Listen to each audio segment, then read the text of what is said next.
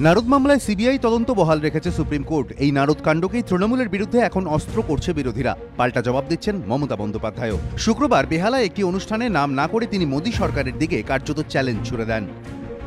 আমি এর জন্য ভয়টাই পাই না। আমার পার্টিকে সবাইকে পাঠাক, একদল পাঠাবে আর একদল আমি তৈরি করব। আমাদের একটা ভাঙলে আমি লক্ষ জন্ম দিই। পলিটিক্যাল পার্টির লোকেরা হাজার হাজার কোটি টাকা খরচা করে, আমরা করি না বলে আমাদের বিরুদ্ধে এত মিথ্যে অভিযোগ, যেটা অভিযোগ কোনোদিন দাঁড়াবে না, পরে প্রমাণ হয়ে যাবে। বৃহস্পতিবার এবিপি আনন্দে এসেও মুখ্যমন্ত্রী দাবি করেন নারদ রাজনৈতিক চক্রান্ত। এটা রাজনৈতিক চক্রান্ত করানো হয়েছিল 2014 সালে, 2016 ইলেকশনের আগে। 2016 এটা ছাড়বে বলে। নারদ যেমন আছে, কারো টাকা আছে, বিজেপি পার্টিও তার দায়িত্ব অস্বীকার করতে পারে না। বিজেপির বক্তব্য যে তারা নারদা নিউজ আগেই ইউটিউবে ফুটেজটা আপলোড করেছিল, তারা রাজ্যের বিরোধী দল, তারা সেটাকে বড় করে প্রচারের ব্যবস্থা করে, বিগ স্ক্রিনে দেখায় এবং একদিন নয় দফায় দফায় যখনই নারদ আপলোড করেছে বিজেপি প্রেস কনফারেন্স করে সেই ফুটেজ সামনে এনেছে। এসব বলে লাভ নেই, বিজেপি পার্টি অফিস থেকে এটাকে ফার্স্ট প্রকাশ করা হয়।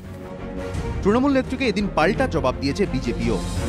দুর্নীতিগ্রস্ত ব্যক্তি, আইনের চোখে যে দোষী, তাকে যদি সিবিআই সাজা দেয়, তার বিরুদ্ধে যদি কোর্ট ব্যবস্থা নেয়, এর মধ্যে তো সন্দেহ করার কোনো কারণ নেই।